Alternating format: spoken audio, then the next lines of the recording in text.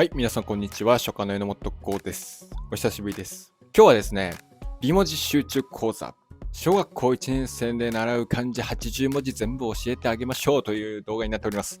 さあ、この動画ね、見ていただいている皆さん、おそらくね、大人の方が多いかなと思うんですけども、どうですか？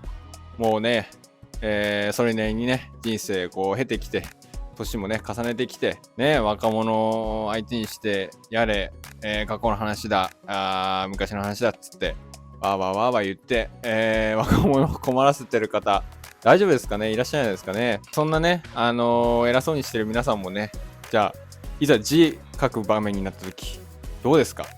なんか、打って、字か、ってなる方いるんじゃないかなと思うんですけども、まあね、普段ね、威張り散らかされてる側のね、若者のね、方もね、ちょっとあなたのね、字見たときにね、あ、察しみたいな感じになっちゃうとね、悲しいんで、ね、皆さんがね、ぜひ明日からね、字も含めて下り顔してね、その辺歩けるようにですね、僕が教えます。もう皆さんの代わりに20年くらいかけて字のね、上達をひたすらこう勉強してきましたので、もう明日からね、皆さんが下り顔できるように今日ね、解説していきますよ。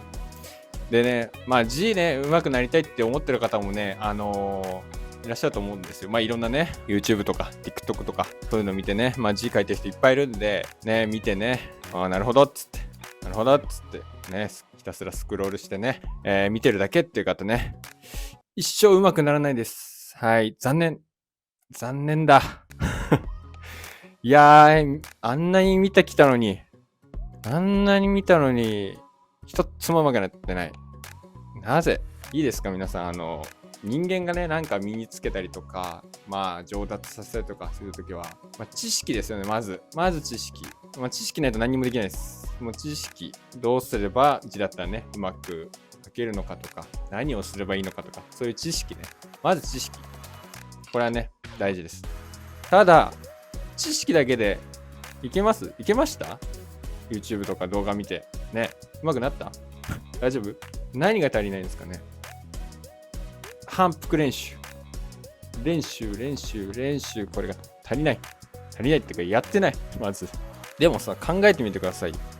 じゃあ、素振りしないで野球上手くなるんですかね？本見て。わかんない。最近は YouTube とか見て。わかんないけど、なんかフォームとか勉強してさ。なるほどっつって。明日からできるんですかね？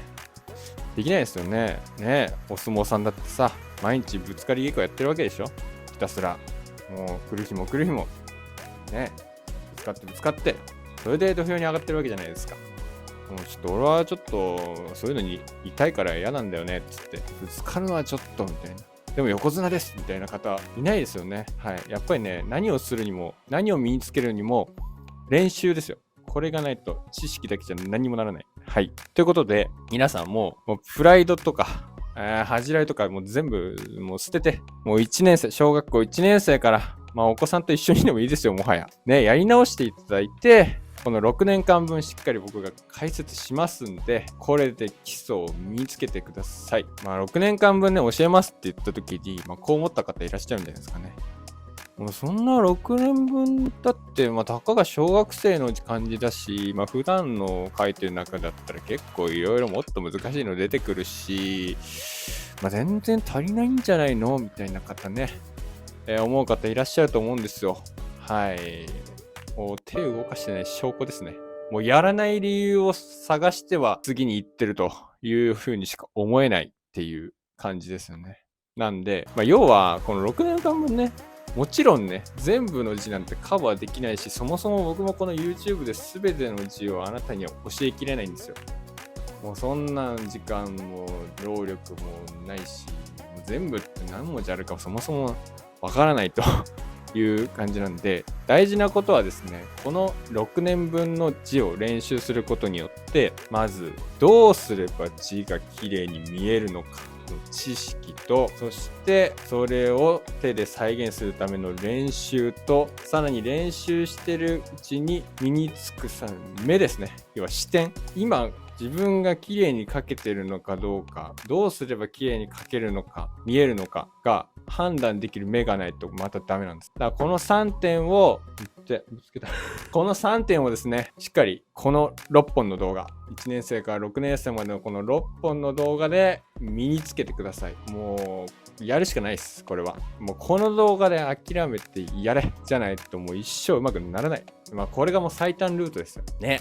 多少長いです。やっぱ80文字あるんでね、1年生は。ただこの動画、6本このシリーズ見ていただいて、見るだけじゃなく手を動かせば必ずうまくなります。ということで本気でやる方一緒に頑張りましょう。さあ、それでは1年生で習う漢字80文字やっていきましょう。では解説していきますけども、早いと思った方はね、ぜひ止めながら、繰り返し見ながらね、ご自身のペースでやっていただければいいかなと思います。それでは行きましょう。まず1ですね。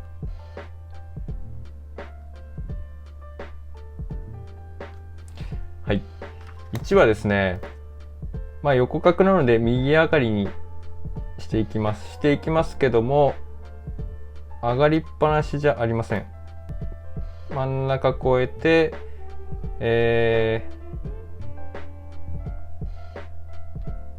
この4分の3ぐらいまで来たら少し下げ気味にして落ち着かせましょう。ただし最初の始まりよりは決して下がらないようにしてあげてください。では2。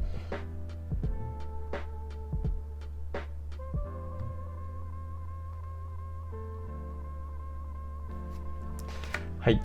2はですね、まず1画目。これは右上がりだけで構いません。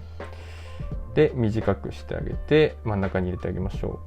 そしたら下の角、この2画目は1と同じ形で上がって上がって上がって、これが一つの目安になりますね。この下まで来たら少し下がっていって、最初と同じか、最初より下がらない程度に、落ち着かせてあげてください。3。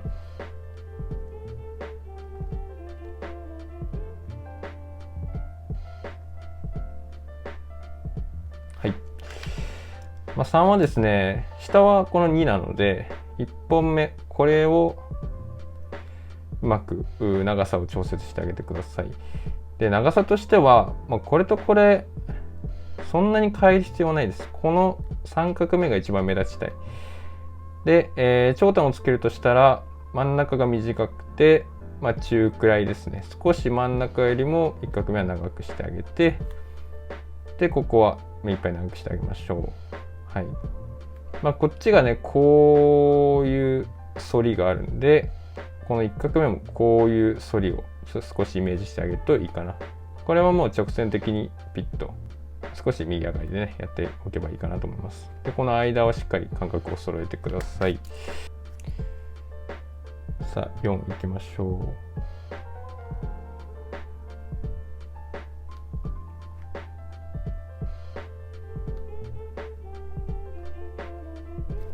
はい。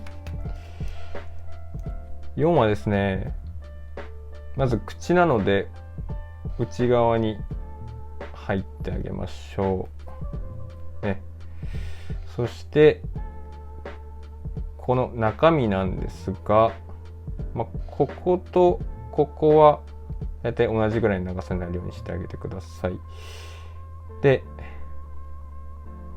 ここ中心なんで、この右側はね、多少幅を取りますよね。この左はこれだけなんで、幅はないんですけども、これは幅を少し取りますんで、やや中心寄りから始めてあげないと、ここがね、詰まっちゃうんで、始めてあげて、細かいこと言うと、こことこ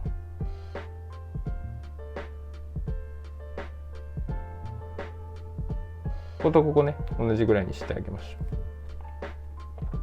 う。で、あとこの口はね、下のこの足の部分、ぴょこっと出してあげて、ここ開けてあげてください。で、こういうところもね、十分空間を取りましょう。さあ、では5ですね。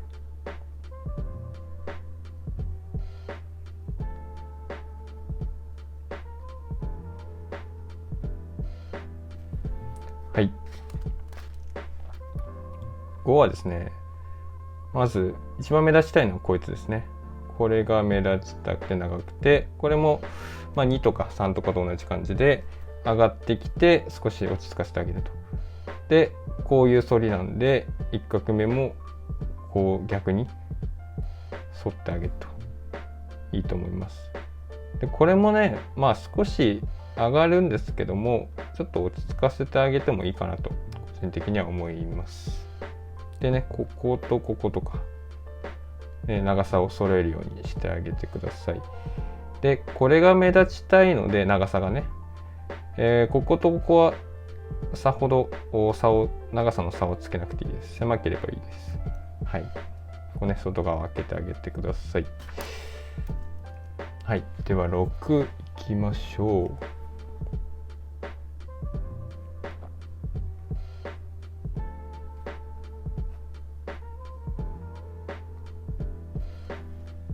はい、6ですね。6はまずこの鍋蓋は、これは中心をしっかり捉えてあげて、これもねこう上がりっぱなしにするんじゃなくて、これも多少ね最後落ち着かせてあげてください。でここの8に関しては、中心に対して、こことここがね揃ってあげて、この鍋蓋のこれよりも外にこれが出ないようにねしてあげて、開けてあげるといいかなと思います。あんまりこのね刃がね狭くても、上の鍋蓋を支えきれなくなってしまうんで、ある程度幅をつけるんですけども、この最初の横角よりは決して出さないようにしてあげてください。であとここもねしっかり開けてあげることが大事ですね。はい。では7。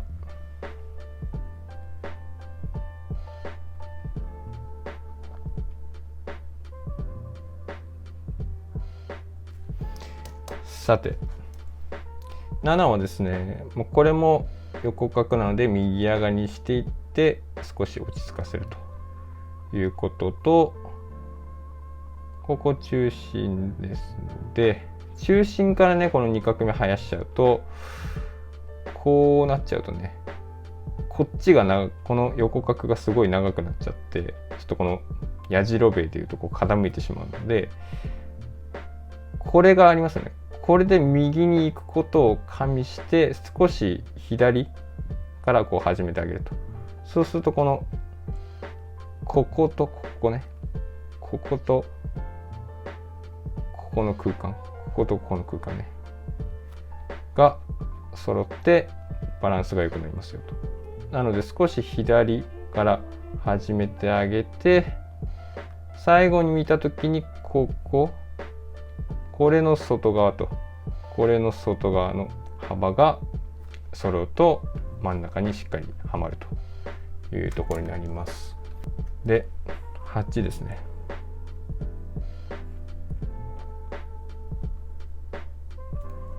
はい。8はそうですね。1画目は短く、そして高さも2画目より下げてあげて、で2画目はこれ真ん中あたりから中心からね始めてあげてやると、こっちはね立てるんで、こっちは少し寝かせ気味になるんで、トータルで見て最後ね、しかも2画目はここがね最後のこの払いがしっかり払いたいので、これを立派に見せるためにはこれの幅も加味してやっぱり中心から始めるんですけども、ここはね縦気味、傾斜をつけて、で最後ここでなだらかにすることによって幅をつけてしっかり払いが立派になるというところになります。でトータルで見た時はこことここが同じぐらいに空いてると真ん中にしっかりはまるよというところになります。では9は少し難しいかもしれないんですが、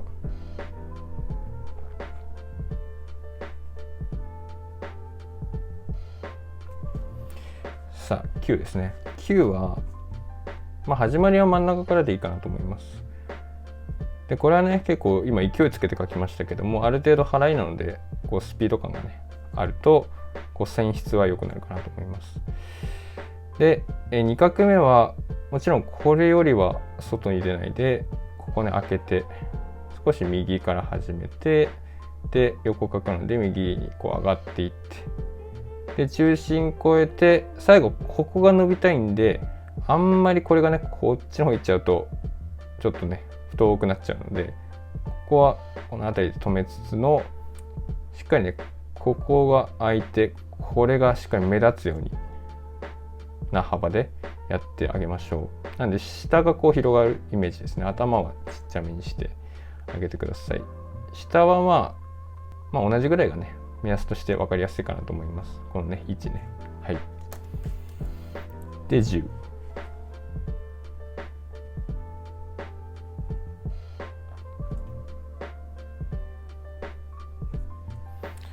10ですね。10は、この縦がねしっかり伸びたい。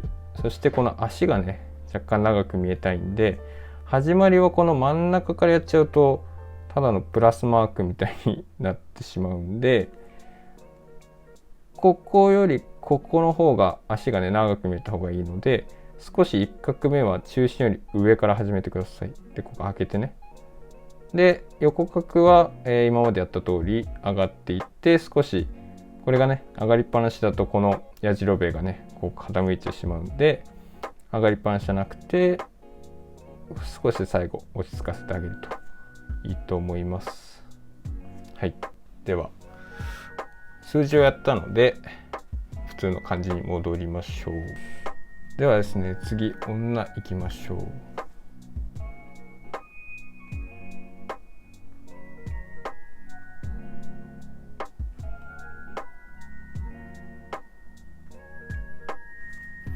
はい、女ですね。女難しいというか苦手な方多いかもしれないです。これはね形結構取るの難しいんですけども、1画目これはここが中心なので中心に沿う形で始めていただいて、であんまり外出ない。要はこれが一番目立ちたいんですね。この横角しっかり長く目立ちたいんで、他のこの横角の横幅を取るようなパーツは幅を遠慮してあげて、ここが開けたいということになりますんで、これもねあんまり外に行き過ぎない。でここカクッと戻ったら、ここは反ってあげましょう。こう反り気味で、これもまた反って反り気味にしてあげて、でここの幅とこっち計算しよう。こっちとここ幅が揃うようにしてあげてください。でこれとこれの真ん中にから始めると、2画目ね。2画目はでこことここは同じくらいの幅でいいです。あんまり別に外出なくてもいいです。こうしゃくれた女の人みたいになっちゃうんで、この下あたりでこう払い終わるようにして、でこれを長く、でこれも横角なので上がって上がって上がって、最後は落ち着かせてあげるとバランスがいい女になります。はい。では次線。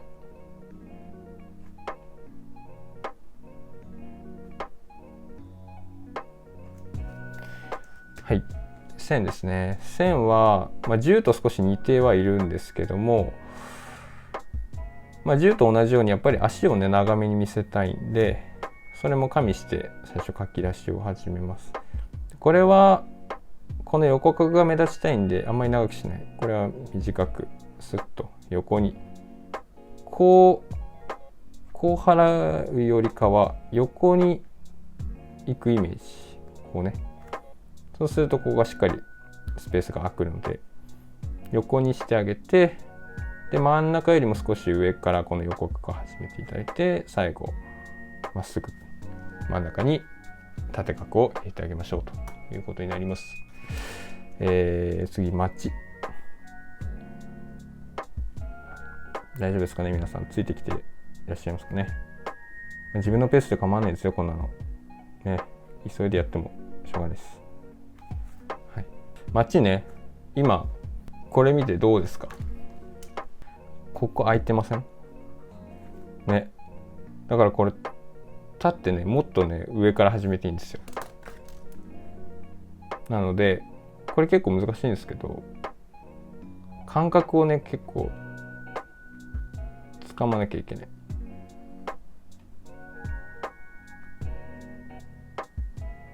こういう感じなんで、ここはね、町はまず蝶のこの足を長く見せたいんで、タは結構上にしないといかん。だから開けてね。で、タも大きくしない。こう大きくしちゃうと重くてね、この蝶だけじゃ支えきれないんで、これはコンパクトにしてあげてください。まあタの方が少し上がいいかな。こういう感じで。はい。で、田んぼの田なので、まあこういうところも窓をね、あんまり大きさに差がつきすぎないように揃え目でいきましょう。ではキーです。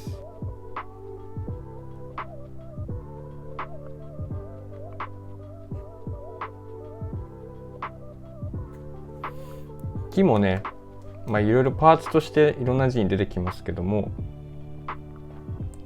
木はね、まず縦の話で言うと、当然足がねここがなくなりたいんで、この払いがねあんまり下に来すぎないようにここ開けてあげてください。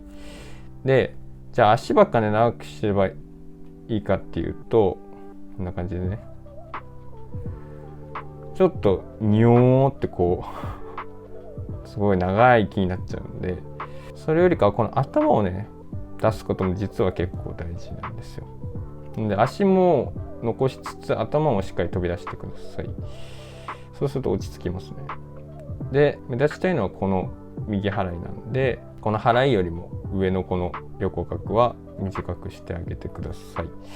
で、少しポイントなんですけども、ここね交わりが、中心から生やさない、この交わり交点のところからこう生やさないようにしてあげて、これ目立ちたいんで右払いがなんで、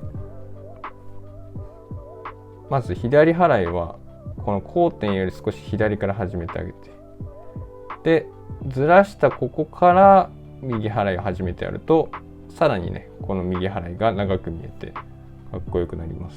そして次、右に行きましょう。右。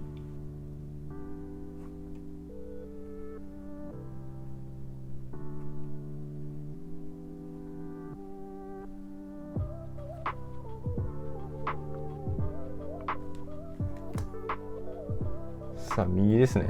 右は右と左大丈夫ですかね皆さん。右はこっちからですよ。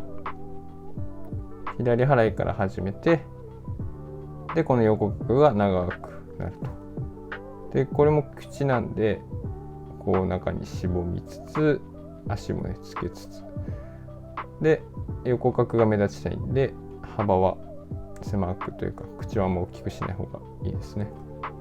これも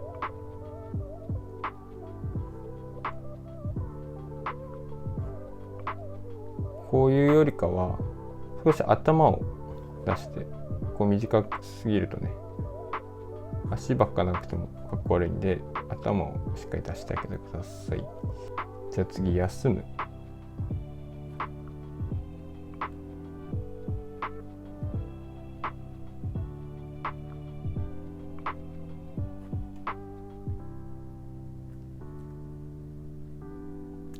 はい、休むはねさっきやったキーが入ってますね。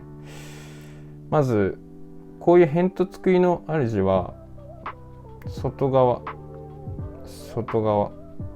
が広がって、内側はねなるべく狭くしたいっていうのが一つあります。で人弁に関しては幅取っても仕方ないんで、縦気味、この左払いをまず縦気味にしてください。要はこれだとねこればっか幅取っちゃうんで狭くなっちゃうんで木が、これはね、幅をあんまり取らないように極力でも外側しっかり伸ばしたいんで、こことここ、こっちは狭くで外が広くなるようにこの縦角を配置してあげてください。で木に関してはさっきやった通りここね、払いのところ少し左払いは左側にしておいて、右がこう伸びるようにしてあげましょう。でね、足もしっかり残してあげてください。じゃあ次山行きます。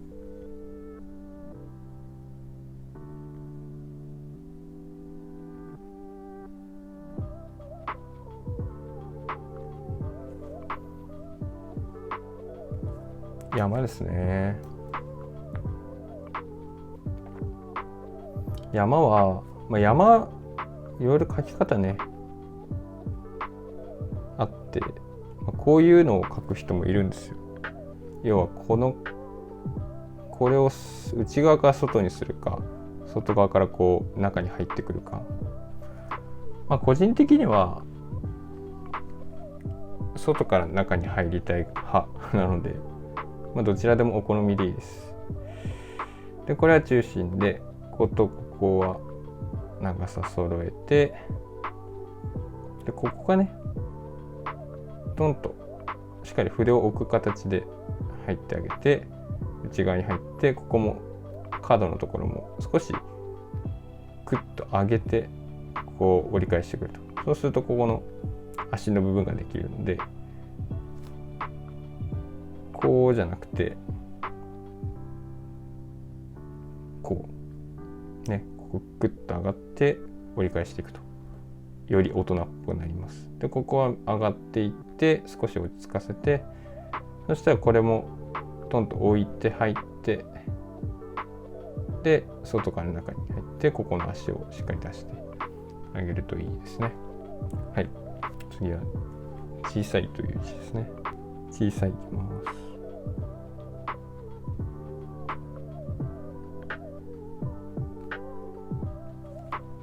はい、小さいという字に関しては、これはね左右対称にしたい。でなのでこことここは同じぐらいで、こことここも同じぐらい開けて、そしたらあと足ですね。足もしっかり残したいんで、あんまりね、まずこれがこんなに外にばっかり広がったりとか、あとはこう長くなっちゃったりとかするとかっこ悪いんで、これはコンパクトにして、そしてここと頭と足としっかり残してあげてください。はい、引いて最後スッと払ってあげるといいと思います。点ですね。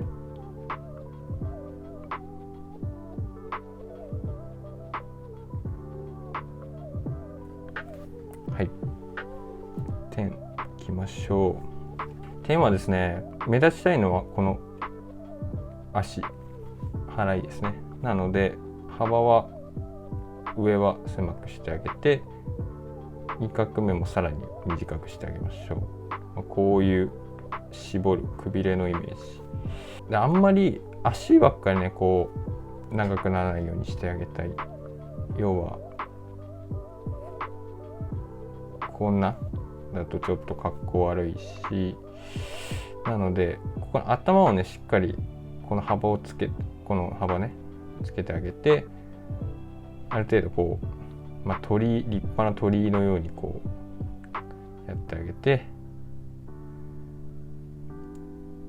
で台はこの真ん中あたりに横棒が来ればいいですね。で真ん中から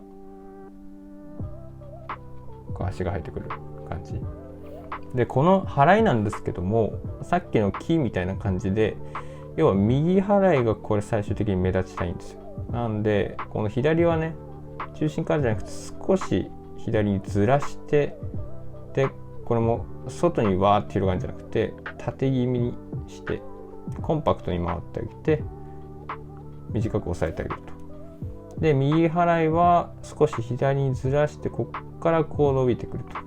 そうするとね、さらにかっこよくなります。じゃあ本。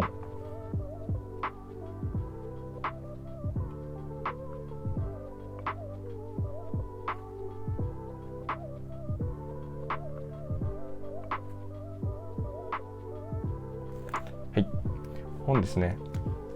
まあ木とはあんまり変わらないです。はい。基本は木と変わらないんですけども、この1本はね、この傘の中に入れてあげてください。これね。なんでこういうのはかっこ悪いですね。あとこの上にしっかり入れ込んであげるということが大事で、ここがね、要は足がね長くしたいんで、こう中に入れ込んであげてください。他のこういうね払いのところとかは木と同じなので割愛します。雨。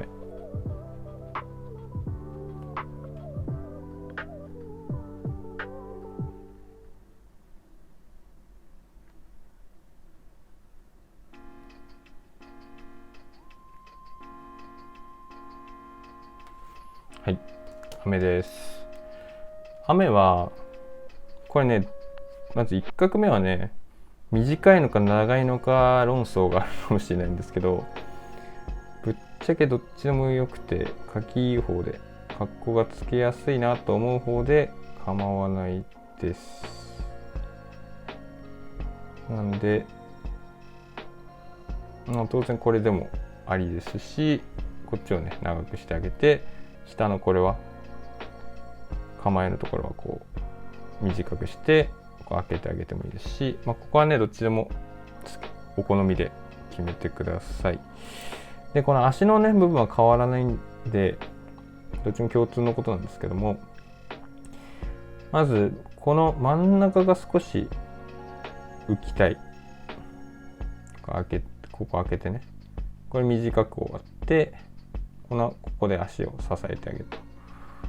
でこの点々も、どちらかというとこの横角に沿いたい。下にこう下がらない、下にこう来ないで、こう来ない、上にね上気味してここ開けてあげてください。はい。でここもね開けてねあげましょう。あまりここ詰まったりとか開きすぎたりとかするとかっこいいんですけど、なんで目安としてはここの空間とここの空間が同じくらいになるといいかな。これもこことここが同じぐらいになるといいんじゃないですかね。はい。次は玉いきましょう。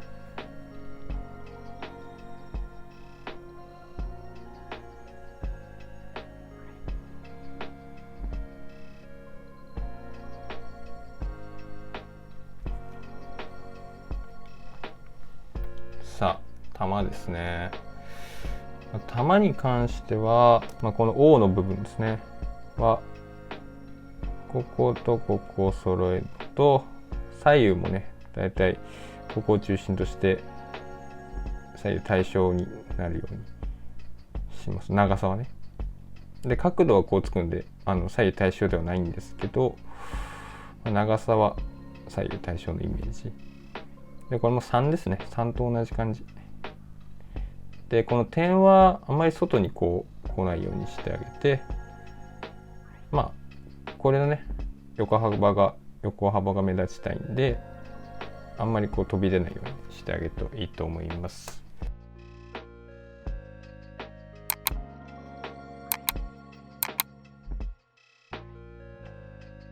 では子供の子、意外に難しい子供の子。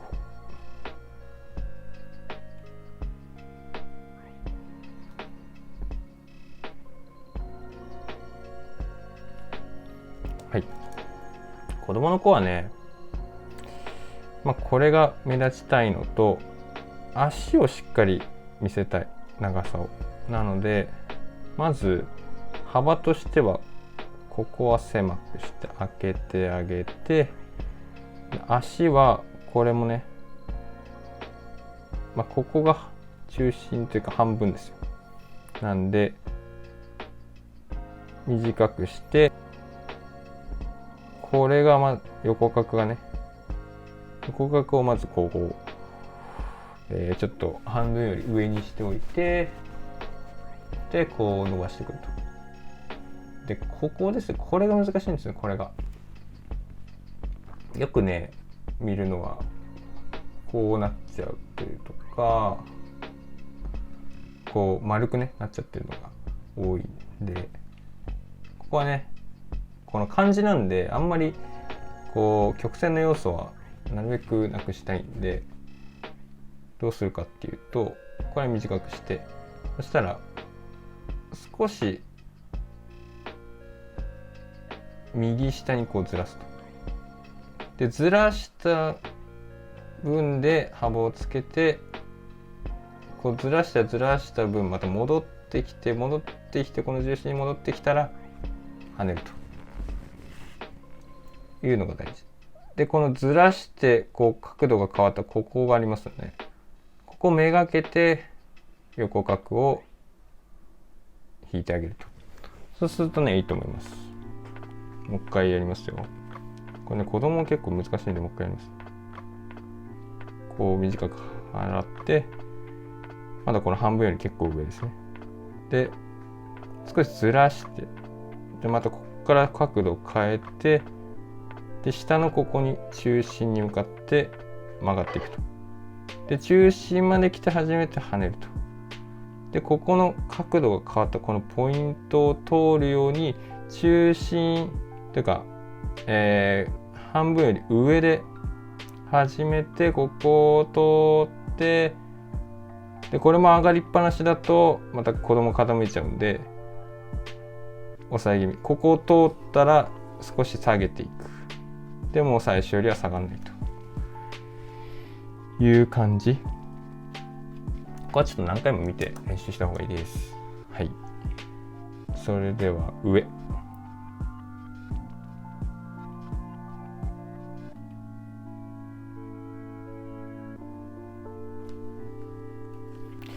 上はこれね、中心でもいいんですけど、やっぱこれがあるんで少し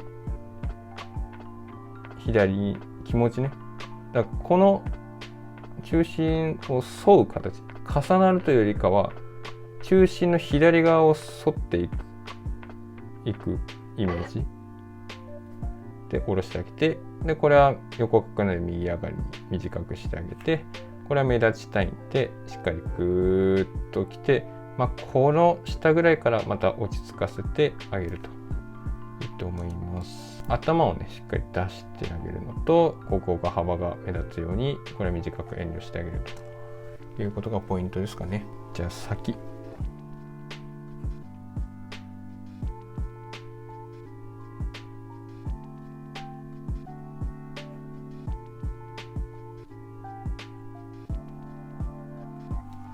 これは、最終的に目立ちたいのはここなんですよ。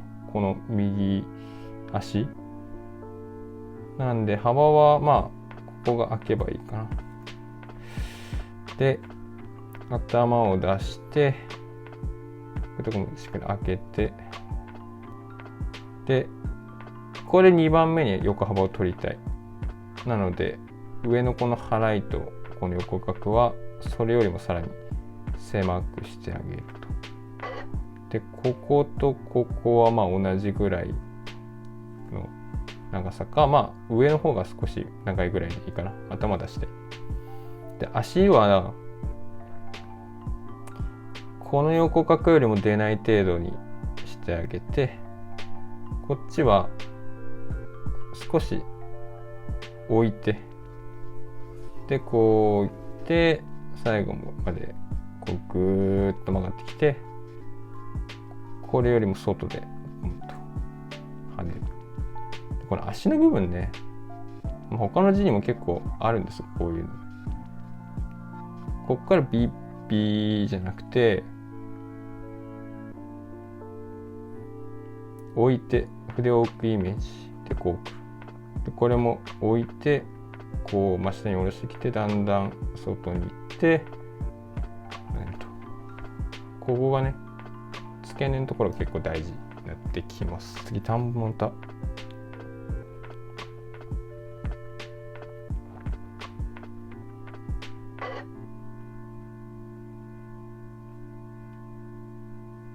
はい。田んぼの田は口なんですぼめてあげて、上より下が短くて、この窓も大きさをだいたい揃えてあげて、足をつけてあげて、ここもね、これも上がりっぱなしじゃなくて、全体的にこう右上がりは右上がりなんですけども、落ち着かせ気味で後半はねっていう感じにするといいかな。名前の名、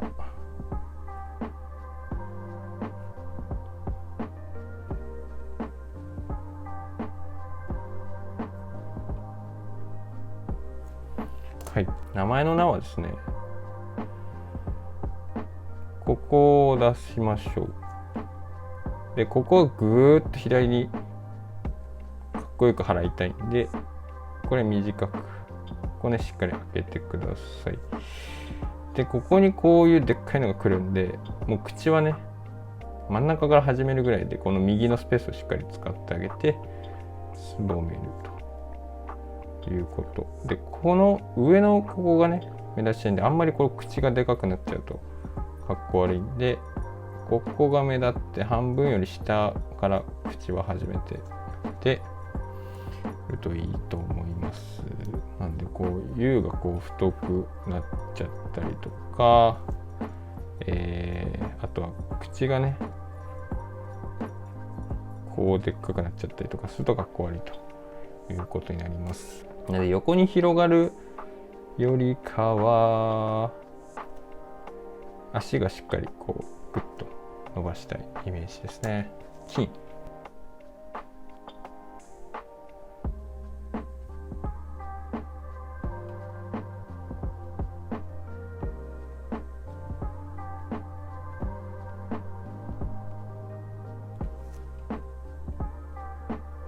さて金ですね。金は、当然この屋根がね目立ちたい。そして、屋根はねこの横角右上がりになるじゃないですか。右上がりになるんで、これも同じ高さというよりかは少し右払いの方が上で終わると、この横角の角度とシンクロしていい感じかなと思います。であんまりこう下まで来ないようにして、足もね大事なんで。で中身は長さはこいつがやっぱ一番下で支えなきゃいけないんで、ちょっと長め。でもこの屋根よりは決して広がらないようにしてあげてください。で上の2本に関しては一番上が短くて少しそれより2本目の方が長いと。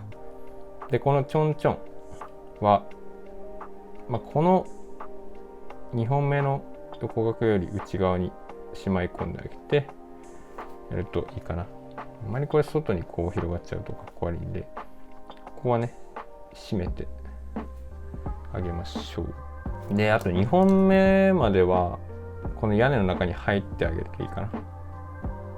この屋根の中に2本入ってあげてください。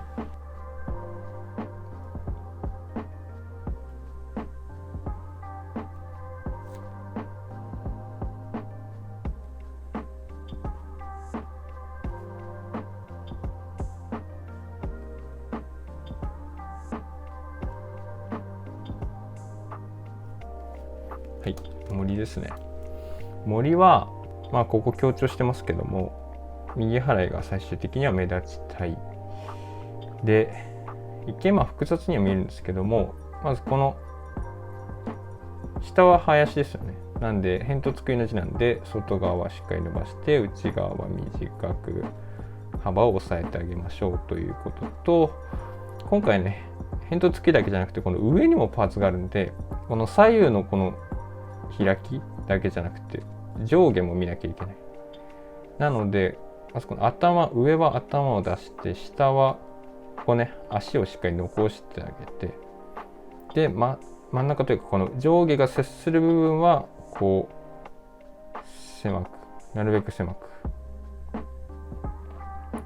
で、これもこの中にこの下に入っちゃうぐらい、この林のこの中に、同じ高さかちょっと入り込むぐらいでこれガッチャンコさせてあげて、で、この下がね、幅がこう裾が広がりたいんで、上のこの木はね、もう幅はいらないです。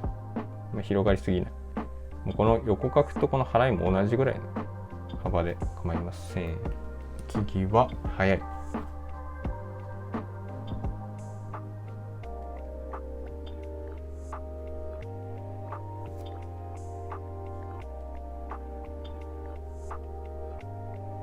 早いに関してはこれも足がね長くなりたいのと、横幅はしっかり目立ちたいので頭ちっちゃくで、頭のこの火はね口なんでここ絞めて、間を同じぐらいにして、でここも含めて同じぐらいにしていいと思います。さあ、土やってたら携帯のバッテリーが消えました。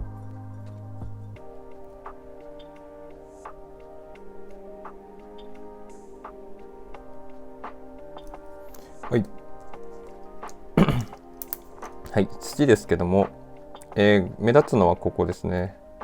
なので、上の角は短めにしてあげて、あと頭もしっかり出しましょう。なのでこことここが同じぐらいで、これのね横角はもう散々やってるんで大丈夫ですね。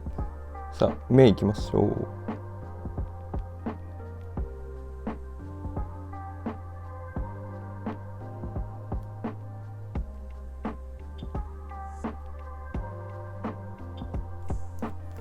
はい、目ですね。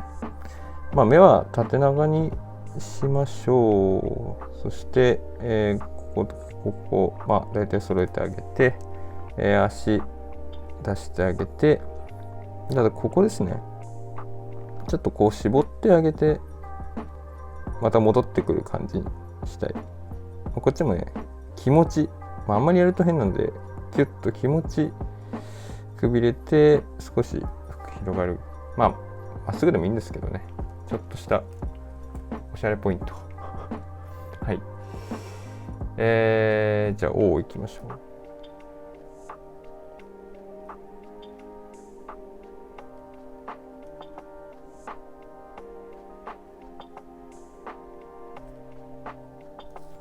はい、O はですね、先に玉やってしまったんで、大体同じです。ことっこ一緒でしょ。で、長さは左右対称にしてあげて、右上がり、右上がり。で、これ右上がりですけども、落ち着かせるという感じ。あんまりこれとこれ長さ違いなくていいです。むしろこいつがね、めちゃくちゃしっかり目立つようにしてあげればいいと思います。空です。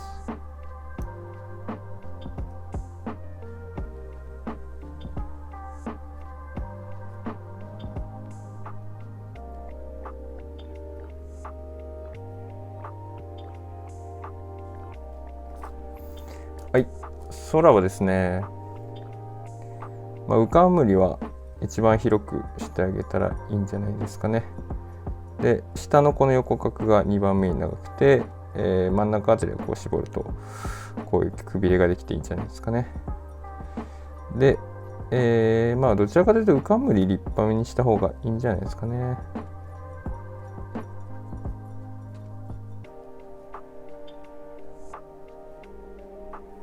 ウカムリというか、穴カムリですね。を大きくしてあげましょう。で、こういうとこはね、まっすぐ中心通っていただいて、で、ここ開けますよと。ね。なんで、下が広くて、真ん中はしっかり絞って、ウカムリで幅を取ってあげるといいと思います。糸。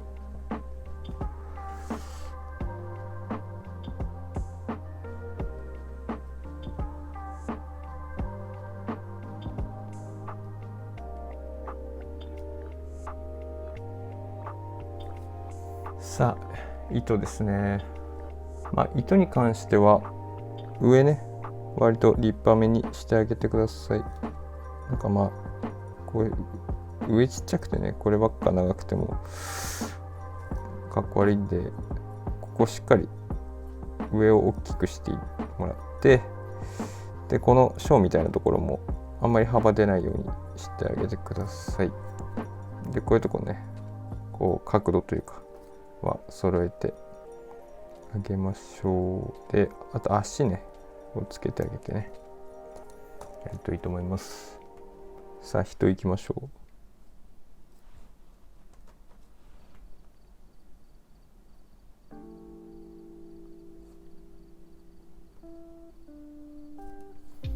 さあ人はですね、真ん中から始めてもいいんですけど、これもねやっぱり右払いがこうしっかり目立ちたいんで、中心より左からこう始めて、左払いをね、縦気味にしてあげてください。でこのずらした分ね、この分足がこう長く見えますんで、この方がいいと思います。で下は同じか若干右払いの方が下でもいいかな。はい、その方が長く見えるでいいと思います。草。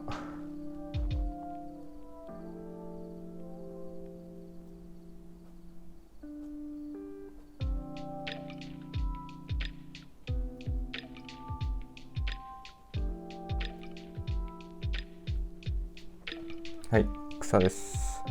草は、これがね、目立ちたいので、幅は上は狭くしてあげて、これもね、草冠が2番目に広くて、だんだんこうキュッと内側にこうくびれてあげて、ここでまた広がるという構図にした方がいいと思います。でこことこことこことここは同じ幅にして、草冠もねこことここ同じぐらいの幅にして、こう内側に入っていくといいと思いますね。で足長めにしてあげてください。それから立つ。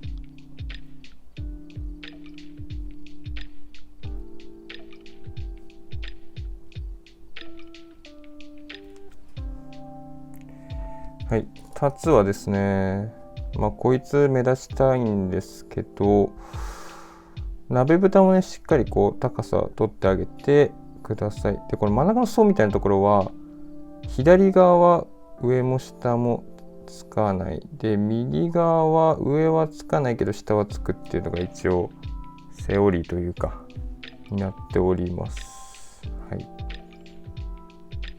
こんな感じですね。で、次音。立つのちょっと進化版。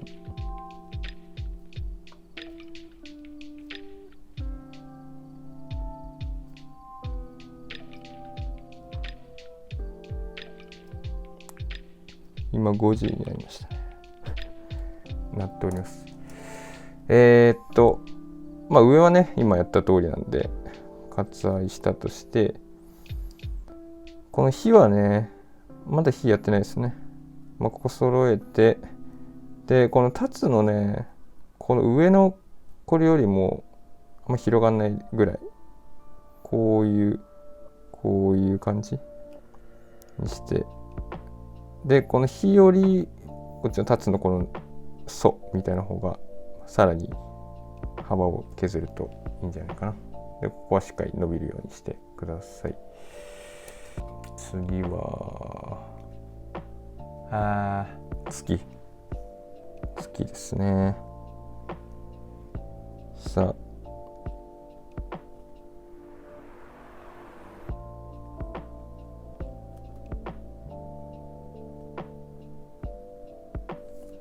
はい、月もねここですよね。ここ大事です。このグッて内側に入ってまた戻ってくると。でこっちもね、真下に下ろすよりかはこっちも若干内側に入って少しまた戻って跳ねる方がより大人っぽいかな。ね、おしゃれですよね。でこことここ揃えて、こことここが同じで、その上の半分がまたさらに半分に分かれるイメージかな。足こうやってしっかり出してというか足長めになるように下ここ広げてください。はい。なので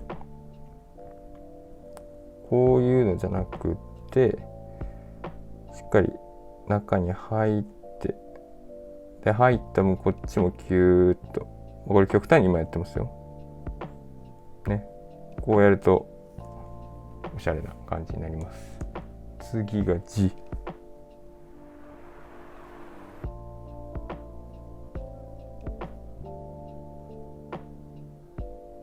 子供こうやりましたもんね。はい。字っていう字もこの浮かむりがやっぱ広くて、だんだんこういう風に絞っていったらいいかなと思います。でこれも足長めにしたいんで、浮かむりとこのね子供の頭はくっつけて、この浮かむりの中にちょっと入るぐらいにしてあげて、子供はさっきやったので同じ感じにやってください。水。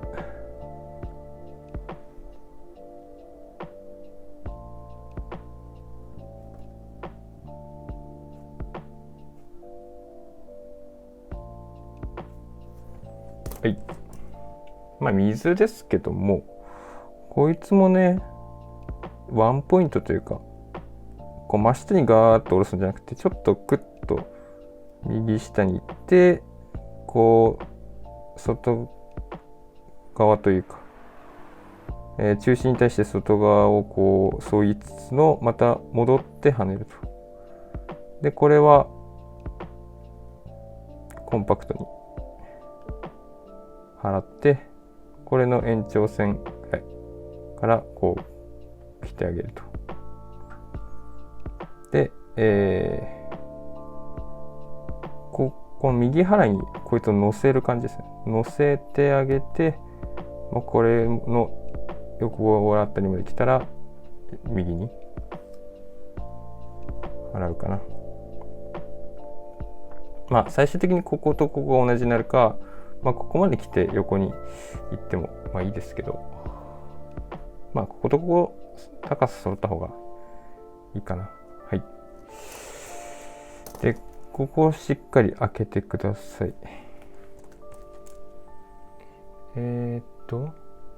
足。皆さん休憩しながらやってくださいね。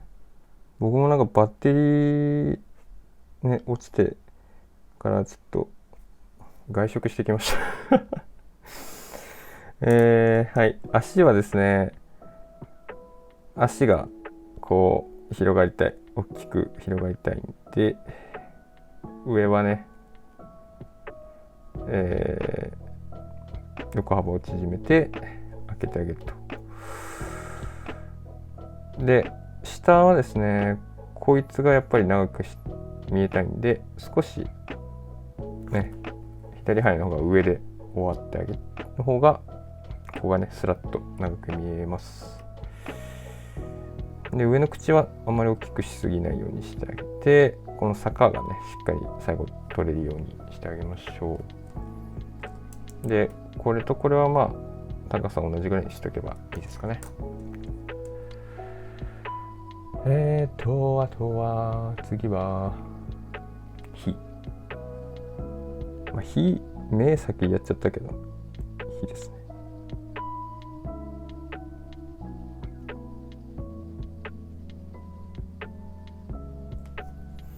はい。火もここグッと少し入って下ろしてあげるとおしゃれかな。こっちもね気持ちこうくびれてあげましょう。はい。こいの横角は真ん中より気持ち上にした方がいいかなっていうぐらいですね。はい。火もどちらかというと縦に長い長方形にしてあげましょう。さて力。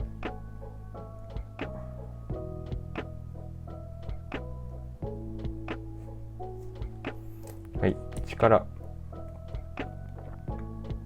はそうですね、こことここは同じぐらいにして、これは真ん中から始めてあげて、あとこの下なんですけど、こうなりたい。だからここがこう開く感じ。こっちよりもこっちの方が上で終わった方がいいかな。はい。これはしっかり右上がりねしてあげて、これとこれは同じようなカーブになるといいと思います。下。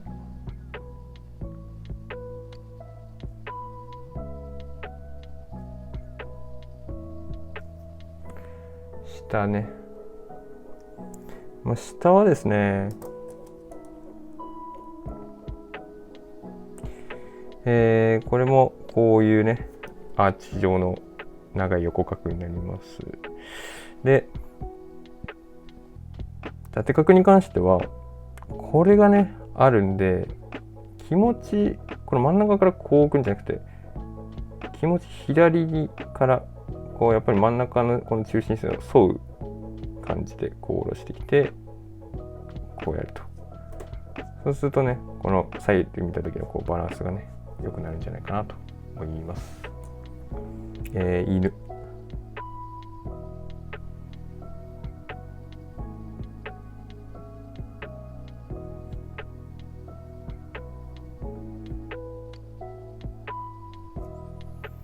はい、犬です。犬もね、台やったのでもうお分かりだと思うんですけど、ここね、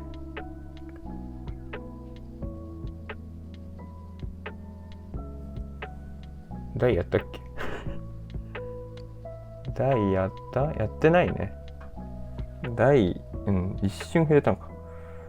ね、これも左払いは左ちょっとずらしてあげて、これがね、目立つようにしてね。で、これより点は出ないようにしてあげましょう。こことここの真ん中ぐらいに点を置いてあげてください。で、耳。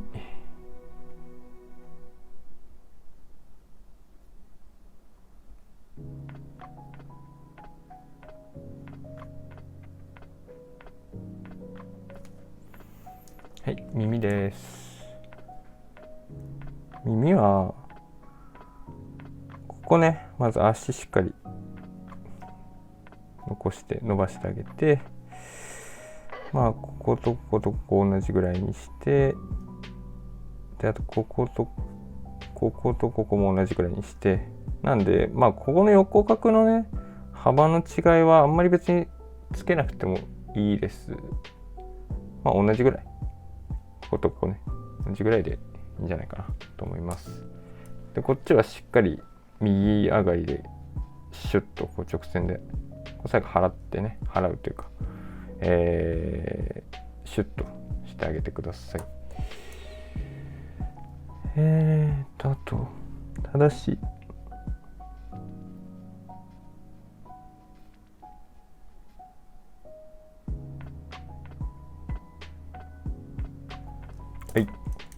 正しいはですね、これも下はこういうやつで、逆にこう反るやつですね。で、この空間の取り方が大事で、ここ同じぐらいか少しこの方が短くて、これとこれは同じぐらいの幅にしてあげて、で、こことここも同じぐらいにしてあげて、こことここですね、もうこう同じぐらいにしてあげると均整が取れた字になるかなと思います。大丈夫ですか皆さん、休憩するなり何日かに分けたりしてやってください。村行きます。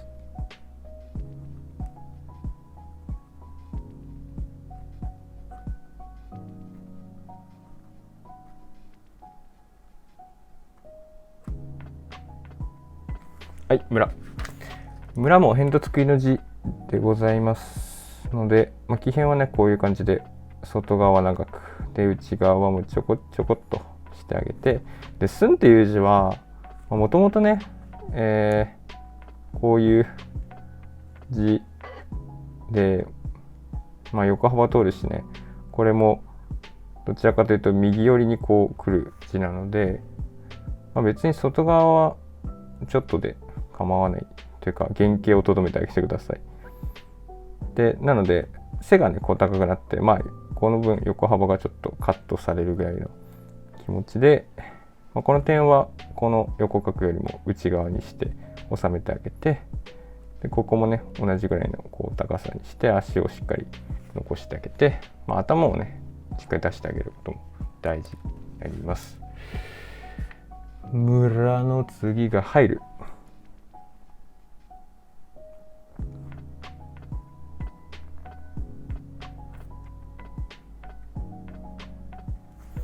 はい、入るはですね、これも右払いが目立ちたいんで、少し左から左払いこう始めてあげて、でここにこう重なる感じというか乗っかる感じで引っ張ってきて、でここはね同じぐらいの高さでいいんじゃないですかね。はい。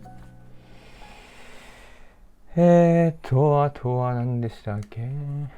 林行きましょう。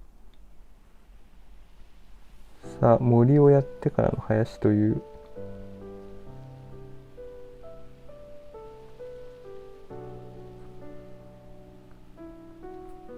おい、林くんもうね村もやったし大丈夫かなと思うんですけども、辺と作りなんで当然外側でこういうねしっかり伸ばしたいところがあるんで伸ばしてあげて、内側短くしてこれを立ててね上げて、幅をなるべく取らないようにしましょう。で頭出して、下もね足もしっかり残してあげましょう。でここぶつかんないようにねしてあげるといいかな。しっかり外広げるんですけど、間のこのね辺と作りの間の空間もしっかり最後残してあげてねください。それからですね、火ファイヤーですね。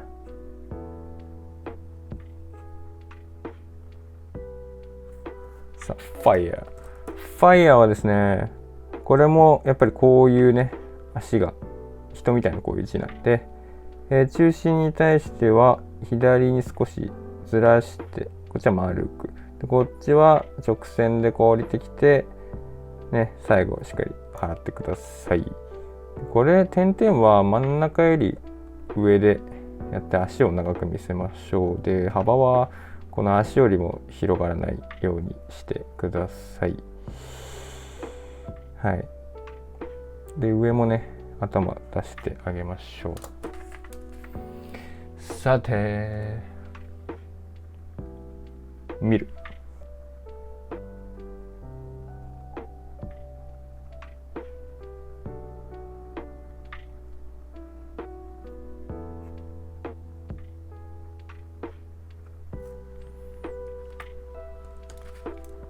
はい、見るは足をね立派にしたいけども、足ばっかねこう要は目がこの頭がちっちゃくてこういう風になっちゃうとかっこ悪いんで、頭をしっかり立派めに、半分より下までいっていいですよこれは。で大きくして、ただ幅はねこう足が広がりたいんであんまり広げすぎないようにしましょう。でここの付け根のところはこうちょっと筆を置くイメージでやってもらって、間もねここは揃え気味になるべく揃えてあげてください。でここのくびれもね地味なポイントですけども大事です。生まれる。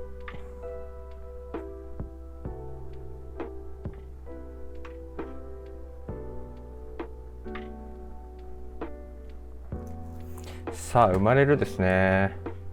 生まれるはいろんな字のパーツが入ってますけども、ここ一緒でしょ。で長さは基本、左右対称シンメトリーにしてあげて、あと頭をねぴょこっと出してあげてください。でこれはね2本目より下がらない上で終わってもらおう。で幅もこいつがねあくまで一番目立ちたいというところになります。はい。なので頭がねあんまり出てないとか、なんかここがね広すぎるとかだとちょっとかっこ悪いで、ちゃんと角がねドーンと生えるようにしてあげてください。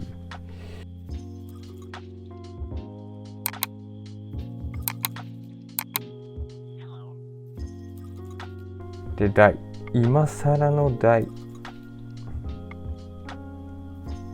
っとハライチみたいな、今更の台ですけど、今更なんでね、もう皆さんおさらいです。左に少し寄ってあげましょうね。で頭しっかり出して、右払いは少し左からこう伸ばしてきて立派に払ってくださいねというところになります。ね、気づくとね、場外で書いちゃうことがあるんで画角を気にしないといけないんですけど、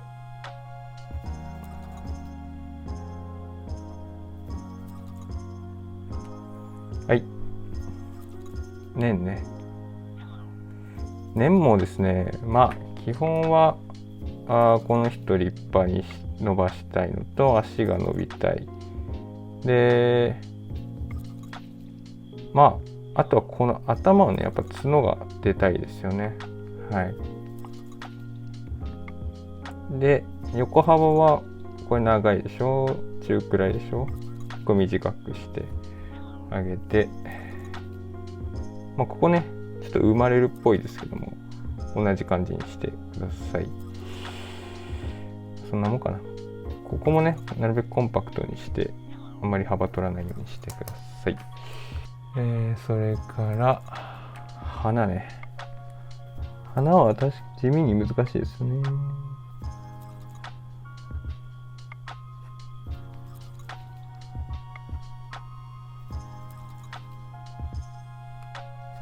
はい。花はですね、下をねやっぱり立派にこう幅ずっしりいきたい。なので、草かもりの幅はね、まあ、なるべくコンパクトにしてあげてください。で、あとこの下の部分ね、ここ高さ変えましょうね、これ。こっち下で、こっちは少し上でこうカーブしていって跳ねると。この高さの違いがあるとね、かっこよいです。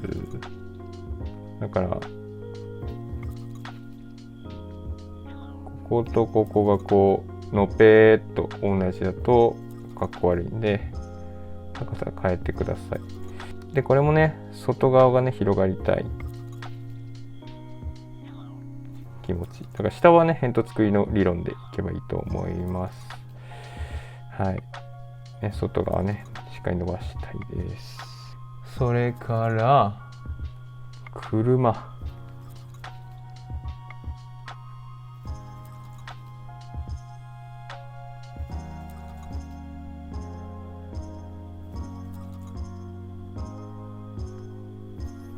車です。車はですね、まあ、これもね足引きずっちゃうとかっこ悪いんで長くしましょう。特にこういうね横角がどんどん重なっていくのって結構下がねキチキチになりがちなんで、なるべくこの間の空間詰めていきましょう。で長さは基本、シンメトリーで左右シンメトリーで構わないんですが、横角をね右上がり忘れずにやってください。で長さはそうですね、これがやっぱりしっかり伸びたいなので、ここコンパクトにして、まあ1画目はねこれより気持ち短いぐらいのがいいかなと思います。さて、ちょっと水飲みます。ちょっとだけ終わりが見えてきたね。青ね、青です。青です。青です。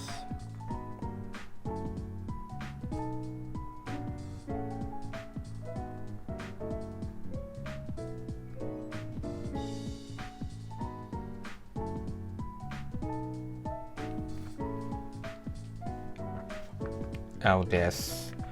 青ですは青ですは青です。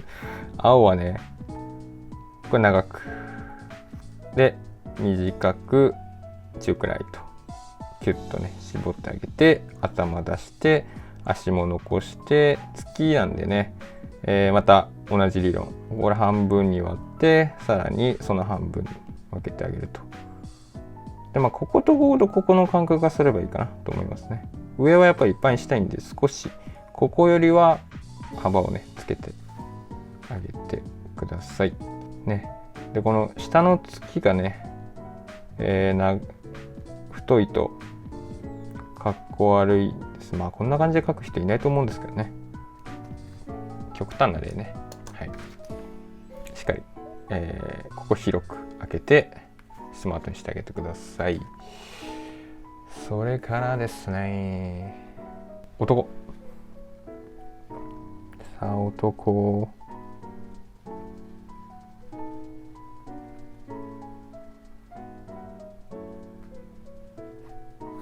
はい。男もですね、上は田んぼのターンでしっかりくびれて、同じぐらいの大きさにして、で下力なんでさっきやりましたね。こういう感じ。こっちの方が上で割ってあげましょう。でこことここは同じ長さと。で同じようなカーブを描いてくださいねと。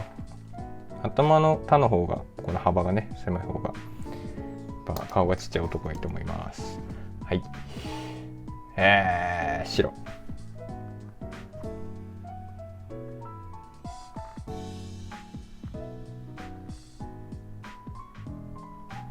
はい。白もね、ここね、最初のこの脳みたいなのが結構大事かも。ね。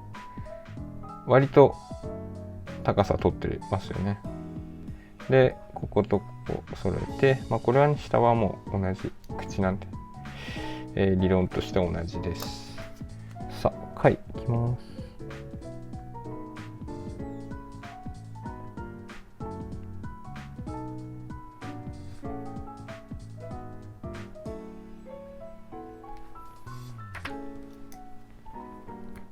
貝はですね、幅はこの下の刃の方が広くて、頭の目の方がね狭い方がいいと思います。でこういうとこ揃えて、でちょっと開けて刃をね、刃もこれあんまり潰れすぎない方がいいんで、こんなちっちゃいと上の目がね支えきれないし、逆もねあんまり大きくてもかっこ悪いんで、基本この内側から始めてあげて、少しこれよりも目よりも広く終わってあげて支えられるようにしてください。口、今更の口。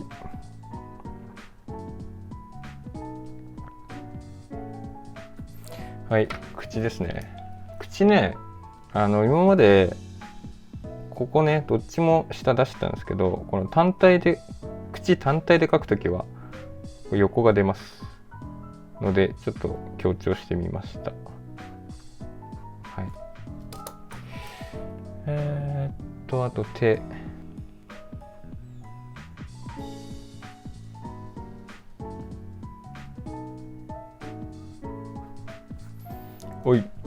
手はですね、ここの幅しっかり取りましょうねということと、ここはね短くて幅は狭くていいです。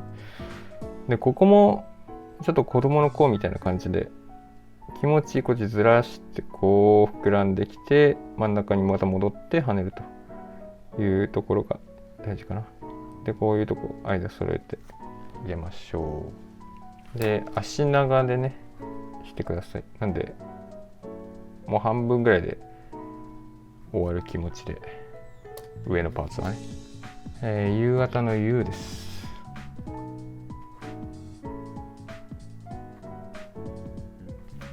はい。これもなーを先にやったんで、そんなね難しくないかなと思うんですけど、ちょっと頭出してあげてねください。でなおかつ足もね長くしてあげましょう。丈ちょっと難しいかもしれん。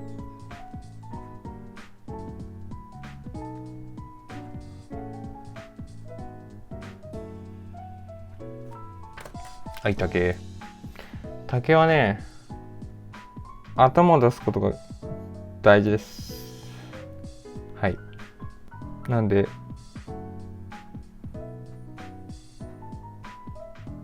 こんなね下ばっかこう、竹は確かに竹の、枝は長いんですけども、字はね頭をしっかり出してください。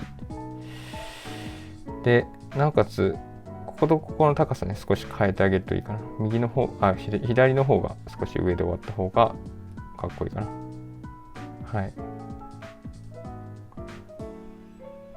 で外側ね、これも辺とつくりの字といえばそうなんで、これもね外側が広がって、これも外側ここはねピッと立派にしてあげてください。頭を出すのが一番大事かな、これは。はい。で学校ですね。学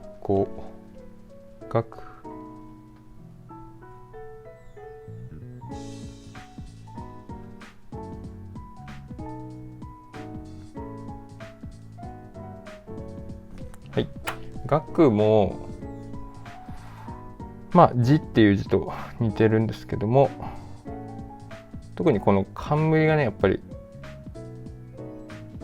しっかりしたい。でこの冠のこのつみたいな、カタカナのつみたいなところは、2画目が一番上に来て、こういう感じ。またこれでちょっと下がって、でこの冠のこの横角に触れるのはこいつだけですね。この払いだけくっついて、あとは浮かせてやってください。で冠なんで立派に書きましょう。で中身をねこういうところ狭めにして、これも狭くして、また足で広が高さをとって足をね長くしてあげてください。で冠よりこれは広がらないようにしてあげましょう。で学校なのでこう。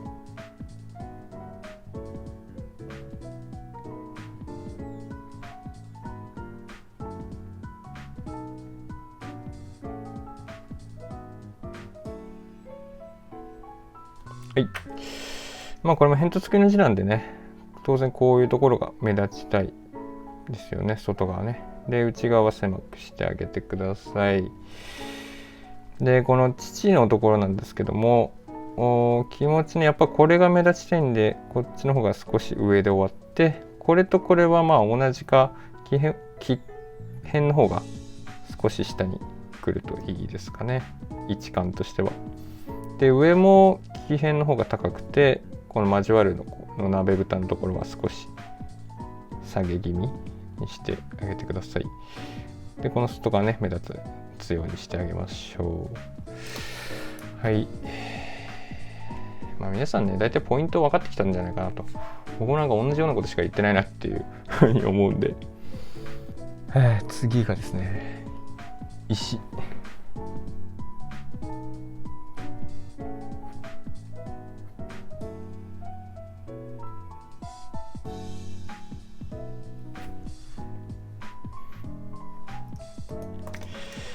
石ね。石はですね、これ結構立派めにわーって書いてますけども、これ結構長くした方がいいかな。長めにしてあげて、ここは短くしてあげたらいいかな。いろんな形あるんでね、石も一様には言えないですけど、こういう感じでいいんじゃないかな。でこの口はね、当然この左払いがあるんで右にね寄せて、真ん中あたりから始めてあげてください。あんまり大きくしないように。これも結局この頭のところが大きく見えたいっていうところになりますね。中。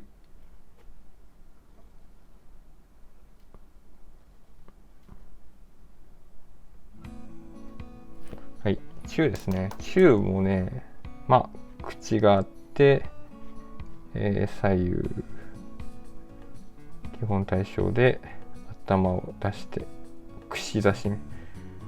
焼き鳥の串みたいにして上下空いてて、下の方が若干長くねしてあげた方が足長になっていると思います。100。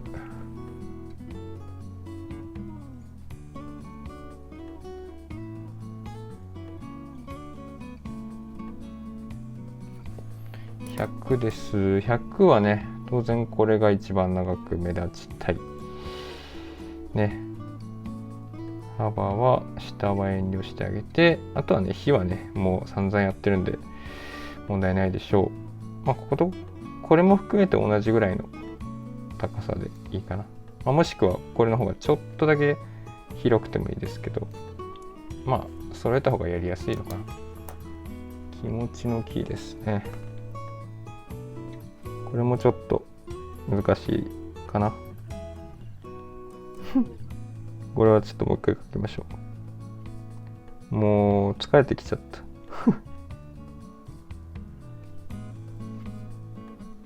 た。はい。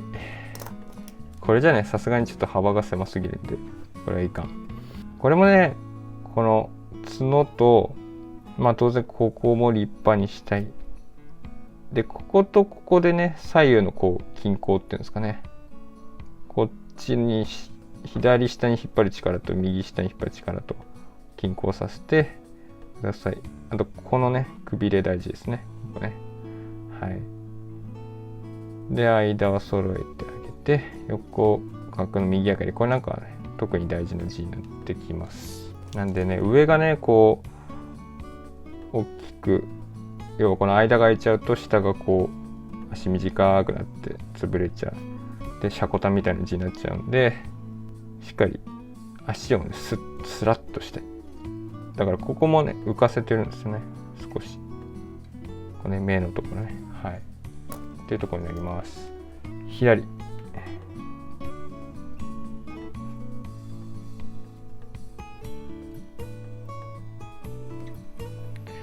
さあ左です。左はねこっちから横角からね始めて、こっち短くでこれ長くしてあげて、当然この左腹があるんで、このこう絵みたいな字は少し右に寄せてあげてください。でこれがこう広がるんで、これもこう出してあげてね、外側があくまで広がりますよというところになります。頭しっかり出してねというところです。出る。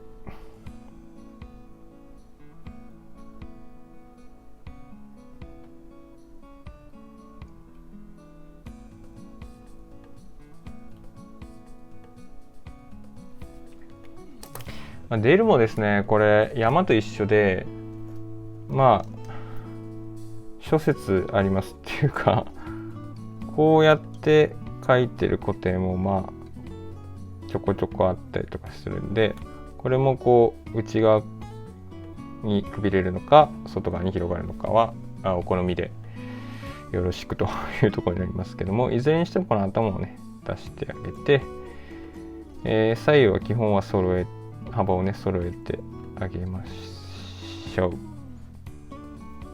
はい。でこの足をね地味に大事ですね、この足。はい。でもうちょっとだ。赤。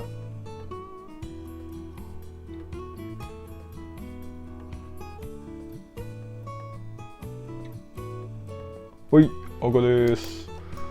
赤はね、まず目立ちたいのはここの長さなので、上はね土と同じなんで短くして、これも頭出そう。頭を出したら足も残そうなので、少し左の方が上で終わってね、でさらにこの歯みたいなのは上で短くねしてこう開けてね、しっかり。でこれもね足の付け根のとこなんで、ここちょっと筆を置くイメージでやるとおしゃれですね。はい。まあ足の幅の目安はこれ横角なんですけども、それよりもねさらに狭くしてあげてください。で虫だ。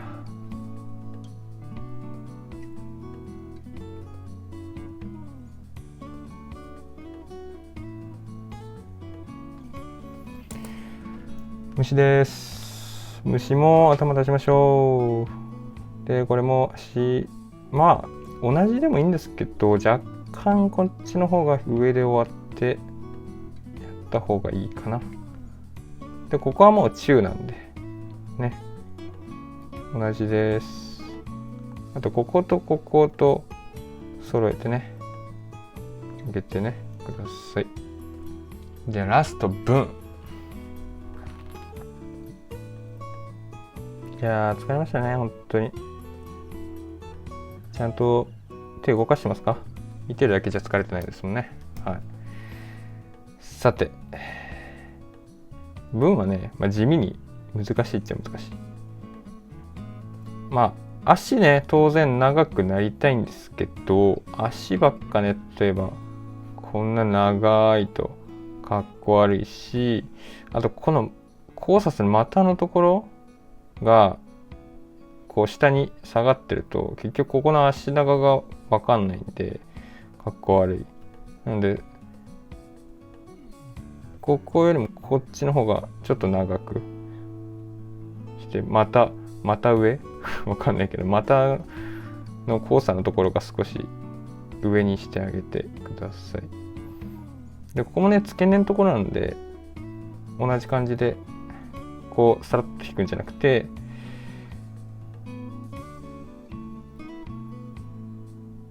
こうでこっちもこうやるといいかなと思います。